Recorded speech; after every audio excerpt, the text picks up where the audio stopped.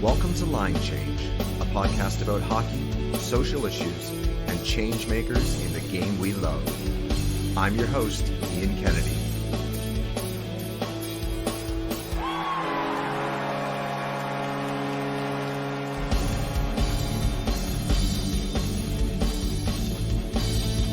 Thanks for joining me, and I am here with Laura Stacey, who, of course, is a Canadian national team member, a member of the PWHPA, and one of the key people behind, well, the key person behind the Sticks In for Charity Road Hockey Tournament, which is what I want to start talking to you about today, because giving back and talking about the impact of hockey in the broader community is a big portion of this podcast and something that I like to focus on.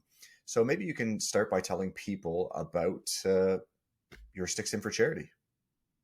Yeah, I think it all started after the 2018 Olympics. I came back after having won silver or lost silver, I guess. And I was pretty, I don't know, demoralized. I didn't know what to do next. I didn't know where to go. I didn't know if I wanted to keep playing in the CWHL that year or take a break. Or it was all kind of just, everything hits you really quick once you come back from the Olympics. And so it was my birthday in May, and me and my family, and specifically my brother-in-law, we were outside playing road hockey, just having some fun, shooting on a net and playing in the street. And all of a sudden, this big game broke out of people from all different doors on the street kind of came out and said, "Hey, can I join? Can I join?" And it brought us back to when we were kids and how we would spend hours just shooting pucks on the driveway or on the road until our parents kind of called us in for dinner. And so I think it sparked a little bit of an idea of like, this needs to happen more, or how can we make this happen more often, and get kids off their phones, off computers, off the video games,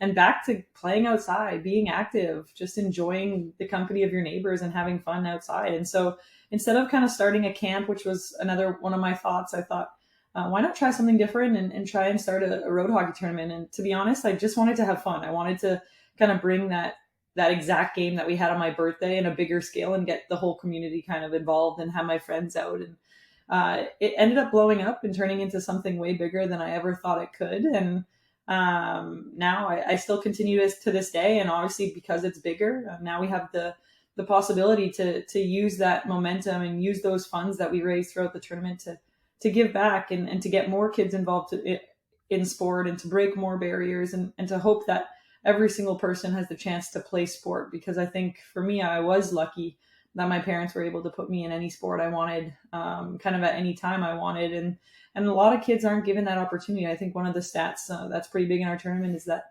1 in 3 children aren't able to afford organized sport. And I couldn't imagine not having that. So I think if there's one thing I could do is give one kid or plenty of kids an opportunity to not only enjoy sport, but grow that passion, find a dream just like I did, I think that would be a success in my eyes. I remember going out into my dad had a barn, and we would play for hours out there, pretending to be, for me, I guess it was, Steve Yzerman or somebody like that at the time. But just imagining that, it was such a cool portion of growing up. And like you said, I think that's a big part in growing this game. And the NHL has actually recognized that a bit this year with launching NHL Street and getting back to that road hockey kind of mentality where we all just throw our sticks in a pile and form 2 teams. And there we go. Yeah, and that's exactly what we do at my tournament is anybody can sign up, any age. Obviously, you have to be above 10 just for safety purposes and for my insurance purposes. But after that, it's anybody, and everybody throws their stick in that morning, and the teams are decided that morning. So no matter who you are, what age you are, you could be playing with a pro. There's a pro on every team, but then you could be playing with a next door neighbor, a dad, a mom, a kid, a son, a daughter, whatever the case may be. It's just awesome because you're getting to know so many different people and playing on different teams, and the excitement of where your stick goes is I think the best part about it. And obviously it's fun to play in tournaments where you get to play with your friends and put your team in. But I just think this difference of getting to know one another, having that community feel and learning to play with other people is something that changed my life as well in hockey. And I think can have a big impact on younger kids. It's obviously something that's part of the game, the best part of the game, is just having fun and meeting people and the community that you build through it. So that's a really wonderful model of sport that you're putting together there. And what does the money raised, where does it go to specifically kind of support that those goals that you were talking about? Yeah, so the first year, because we just thought we were having a fun tournament with all our friends, we didn't really expect, to be honest, to raise as much as we did. And so the first year, the funds actually went to two local schools in the neighborhood or that weren't as well off to buy athletic supplies for their recess and PE classes. So we bought balls and skipping ropes and a whole bunch of different cones and nets so that the kids could have we did an activity day where they had half a day off to just go outside and play all day long, and I actually attended them. And then the supplies were around for the rest of the year so that when the kids went outside, they could play basketball, they could skip, they could play soccer, whatever the case may be. So that's where the funds went the first year. The second year, they went to Grindstone to support. I think we ended up. I don't exactly know my complete how many people were impacted, but I think we raised enough money to help. I think it was 5 to 10 girls start playing hockey for the first time. And then the last 2 years, all the funds have been raised in support of Kids Sport Ontario. And the funds stay in Ontario locally. And it's basically what Kids Sport does is give a scholarship to a kid so that they can play a season of any sport of their choice in Ontario. And so I'm with Kids Sport again this year. I loved what they did with it last year. I think it's awesome to see the funds stay local in Ontario, in Etobicoke, but also or in the surrounding area, obviously. But I think when I talk to them too, it's just amazing to see the impact that they can have on the community and being able to play all those different sports, whatever that child's dream is, whether it's soccer, whether it's hockey. I think providing them with that opportunity to play is the most important thing. And so that's why we stuck with Kids Sport again this year, as I think it just kind of nails all those boxes of what we can do and how we can move sport forward. Yeah, we know that in hockey, of course, one of the major barriers is that cost to entry. So those types of initiatives are fantastic. So I love this idea. I think that it's amazing you're doing it. And the idea of getting to play with a pro is often pretty enticing. Do you have the people lined up for this year's edition? Yeah, we have quite a few so far. I think we're hovering around, there's 16 teams, and I think right now we're just over 16 pros. So we'll have at least one on every team, if not two on some.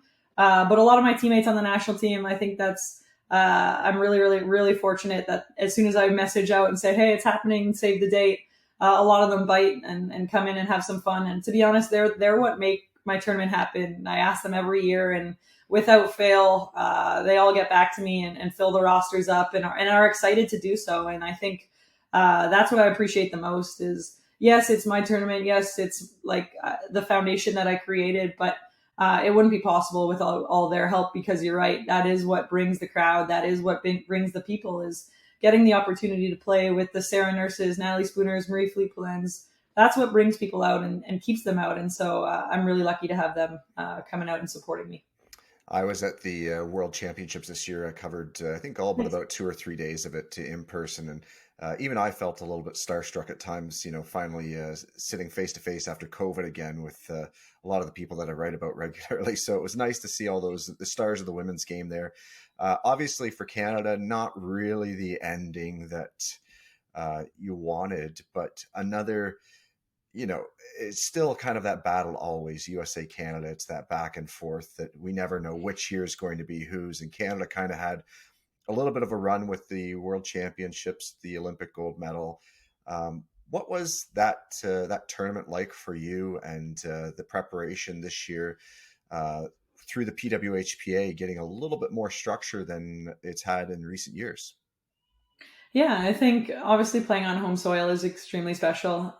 Without it being COVID and having that building packed every night was, I mean, it's amazing to play in front of those fans every single night. And so I think that's a pretty special moment. You're right. It wasn't the ending we wanted at all. And it's still tough to swallow. It's still time to reflect on it and learn from it. But then on the other side of that, I think you nailed it. That's how sports go sometimes, is especially between two really close teams. And to be honest, all the teams played really well throughout the tournament and have improved a lot. And so we know we have work to do. We have work to do to get back on top, to be exactly where we want to be. And obviously, it's frustrating and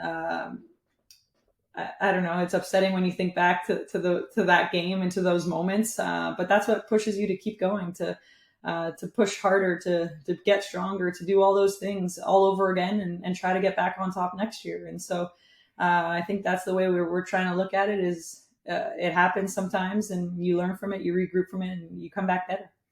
And there was obviously some growth from the other nations there. Sweden was a very tight fought game. Of course, Emma Soderberg in net was spectacular there, and really probably the deciding factor in that game. But they obviously had a 16-year-old Hilda Svensson score that tying goal late, and Czechia was spectacular. And I remember interviewing Marie-Philippe Plan after the one of the games and asking her about that Czechia team. And, of course, the discussion there centered around Carla McLeod being the Canadian coach that was kind of doing it. And Marie-Philippe kind of gave this cheeky little side grin of, yep, I would expect her to do that with that team. What was it like seeing the growth of some of those other nations at the tournament? Yeah, you nailed it. I think it's awesome. I think that's what we want for women's hockey in general. We want more people playing the game. We want more people excelling and getting better and striving for more in the game of women's hockey as well. And that's what's happening. And I think having coaches like Carla and all the coaches that we have in Canada and the US, I think the game is being pushed to another level, as you saw in Brampton, and I think it's going to continue to trend on that trajectory as well. I think even seeing it in the amount of fans we had in the building every single night, I think there's a market for women's sports. There's a market for women's hockey, and I think that was just another experience that kind of demonstrated that for sure. And I think you're right. I think Czech and Sweden and the games were physical, the games were fast, and the goalies played some really great games. And I think it's great for the sport and also great for us. It pushes us to be better as well.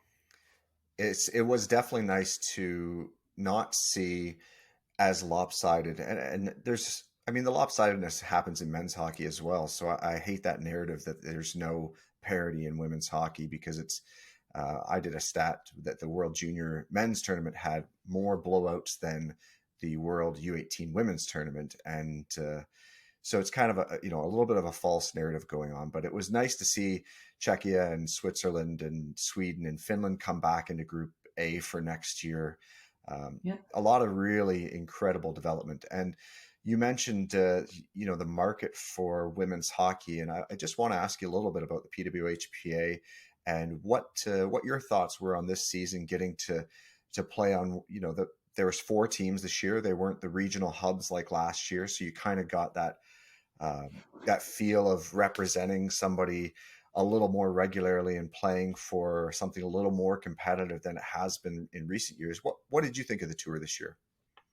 Yeah, I agree. I think it was way better being able to play on that consistent team throughout the year. I think obviously we're still pushing towards that league where you're set in your area and growing the game from that perspective. But that was probably the most competitive hockey season I've played since graduating from college. I think having those 4 tight teams with the competition spread amongst 4 different teams with people from all different locations kind of coming together.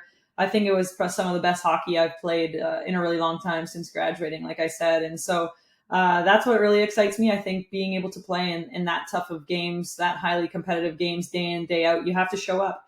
You don't know who's going to win on any given night. And that's how close those 4 teams were. Obviously, Harvey's kind of ran away with it at the end. But in general, if they didn't play their best game, any team could beat them. And I think that was the best part about it. And I think that's what really excites us about the future is that parity and how well the competition will be every single night, day in and day out, with the best players in the world competing against one another. Mm-hmm. And it's been some time since those nations were kind of melded together, where teammates from Canada and the USA were all in one.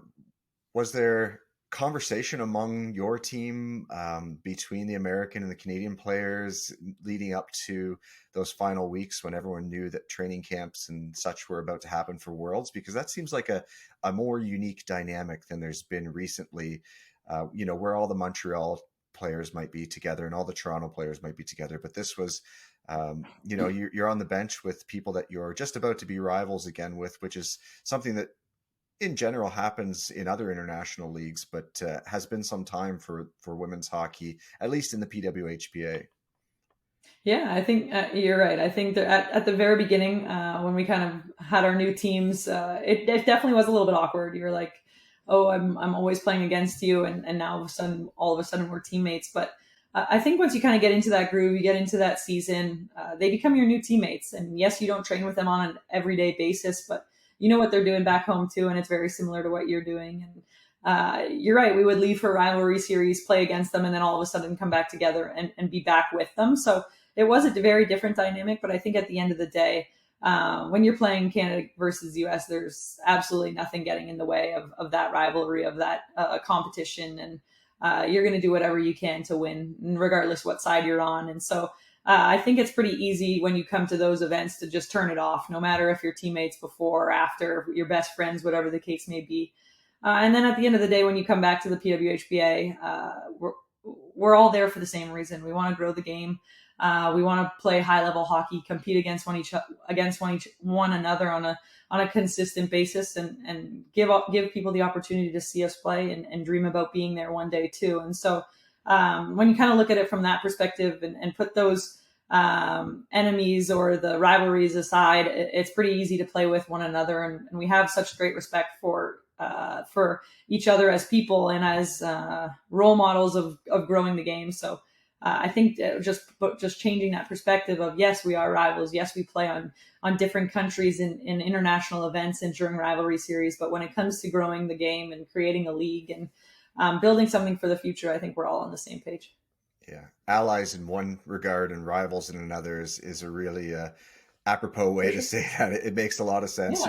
You're all working towards a common goal, but there are times when that goes out the window and it's time to play. So I get that totally. Now back to your charity one more time here. If people wanted to get involved, to learn more, what could they do to find out more or to find a way to participate?